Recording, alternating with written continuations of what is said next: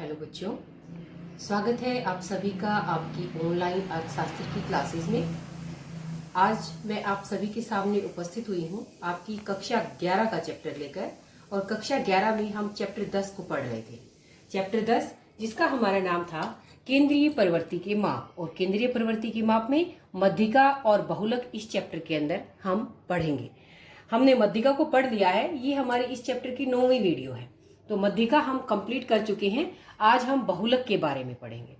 बहुलक इसे भूयिष्ठिक भी कहते हैं, दो नाम है इसके, भूयिष्ठिक या बहुलक। और अंग्रेजी भाषा में अगर हम बात करें तो हम इसे मोड कहते हैं। क्या कहते हैं? मोड। अब देखो, हमने मीन पढ़ा, मध्य पढ़ा जिसको हमने मीन एम से ही नोट किया। फिर मीडियन पढ़ा, मीडियन भी एम से ही था तो उसके लिए एम डी लगा दिया। तो मोड के लिए हम एम का यूज नहीं करके हम मोड के लिए, क्योंकि तीनों ही एम से हो गए ना, जेड का यूज करते हैं। तो भूयिष्ठिक, बहुलक और इसे नोट करते हैं हम जेड से, मोड को। तो चलिए सबसे पहले इसकी परिभाषा करते हैं। भूयिष्ठिक या बहुलक होता क्या है? किसी श्रृंखला का वह मूल्य जो उस श्रृंखला में सबसे अधिक बार आता है।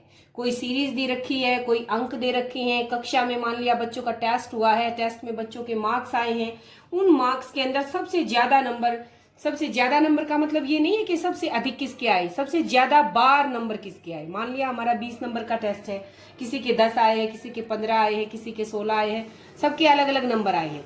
लेकिन मान लिया 20 में से 15 जो नंबर है वो सबसे ज्यादा बच्चों के आए हुए हैं, सबसे ज्यादा बच्चों के मान लिया 15 नंबर आए हैं, तो 15 क्या हो गया? बहुलक हो गया। ये मैं आपको उदाहरण दे रही हूं कि जो एक श्रृंखला में सबसे अधिक बार आता है, यानी कि जिसकी आवृत्ति सबसे ज्यादा होती है, उसे क्या कहेंगे? हम भूयिष्ठिक कहेंगे। जैसे मैंने बताया कि क्लास के अंदर टेस्ट लिया, टेस्ट के अंदर बच्चों के मार्क्स आए, बच्चों के मार्क्स में सबसे अधिक नंबर किसके हैं वो नहीं, सबसे अधिक बार नंबर जो आए, सबसे अधिक बार मान लिया 20 बच्चों में से 10 बच्चों के या 15 बच्चों के 15 नंबर आ गए, तो सबसे ज्यादा बार किस नंबर की रिपीटेशन हुई? 15 नंबर की। तो 15 हमारा क्या हो जाएगा? बहुलक हो जाएगा।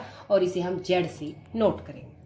तो इसकी गणना में हम, ये तो मैंने उदाहरण बताया है आपको, हम जैसे कि जब गणना की बात करते हैं तो हम तीनों टाइप की जो श्रृंखलाएं होती है हमारी, पहली व्यक्तिगत श्रृंखला, दूसरी हमारी खंडित श्रृंखला और एक तीसरी श्रृंखला और होती है हमारी आवर्ती वितरण श्रृंखला। तीनों के अंदर हम बहुलक कैसे निकालेंगे ये हम पढ़ेंगे। तो सबसे पहले हम देखते हैं व्यक्तिगत श्रृंखला। व्यक्तिगत श्रृंखला के अंदर आपको पता है कि एक सीरीज दी हुई मिलती है, बस नंबर दिए हुए मिलेंगे और उनमें से हमें क्या निकालना है? मोड निकालना है। तो इसका पहला तरीका है निरीक्षण करके।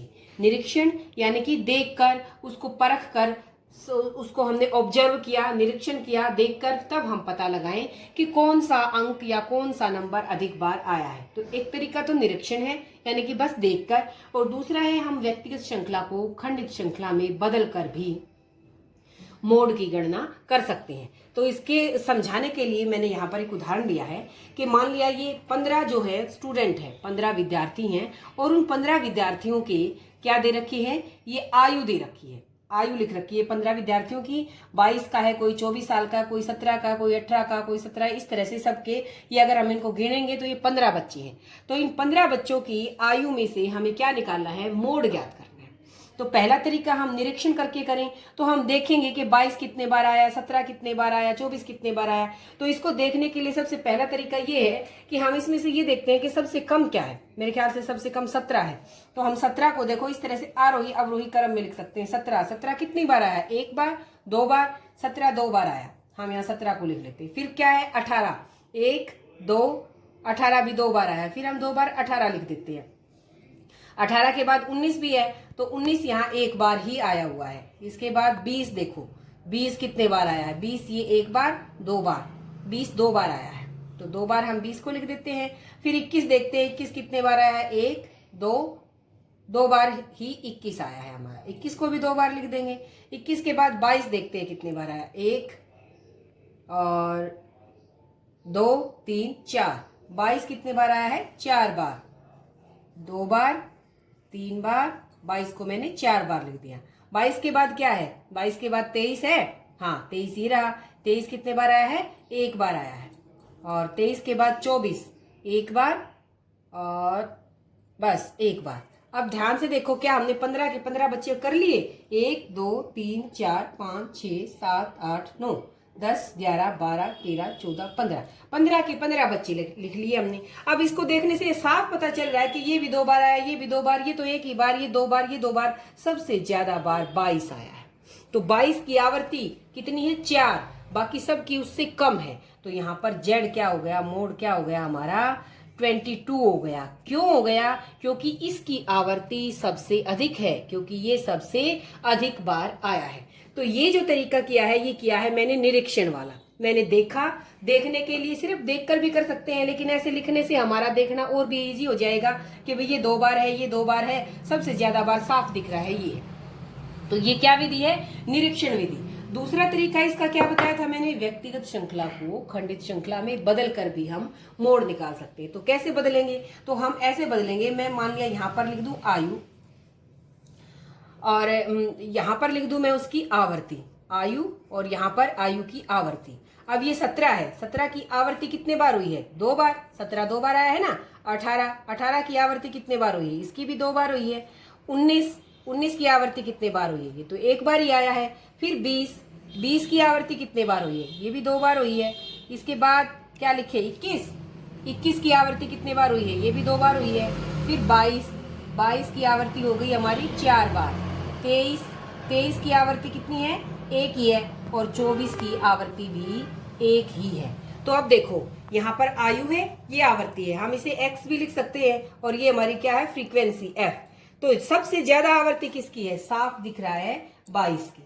तो मैंने क्या किया? मैंने इस व्यक्तिगत श्रृंखला को, ये व्यक्तिगत श्रृंखला थी ना, इस व्यक्तिगत श्रृंखला को मैंने 2 लाइनों वाली जो हमारी खंडित श्रृंखला होती है उसमें बदल दिया। मैं दूसरा तरीका कर रही हूँ, व्यक्तिगत श्रृंखला को खंडित में बदलकर। हमने ये जो व्यक्तिगत श्रृंखला थी जिसके अंदर सिर्फ हमारा x दे रखा था, सिर्फ आयु दे रखी थी, मैंने उसके साथ में उसकी आवर्ती लिख के इसको चेंज कर लिया खंडित श्रृंखला में। और यहां से मैं देखूंगी कि सबसे ज्यादा आवर्ती किसकी है? ये 4 वाली है। ये 4 किसकी आवर्ती है? 22 की। तो जेड कितना हो गया हमारा? 22 हो गया।